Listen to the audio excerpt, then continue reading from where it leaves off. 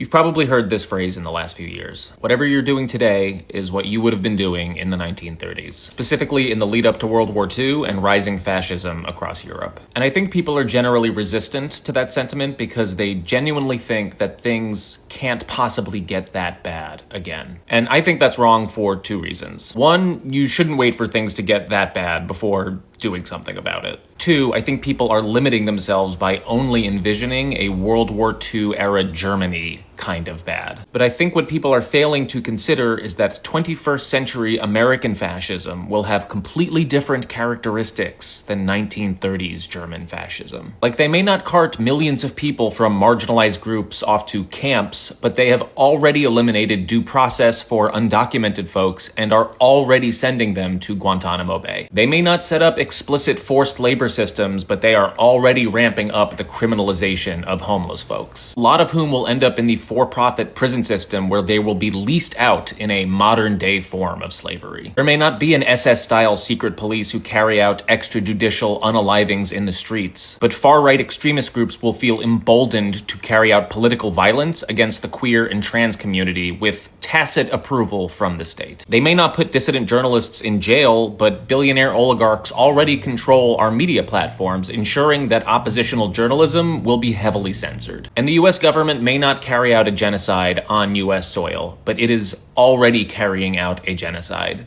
in Gaza. That's why Mark Twain said, "History doesn't repeat itself, but it often rhymes." So please don't wait to take action.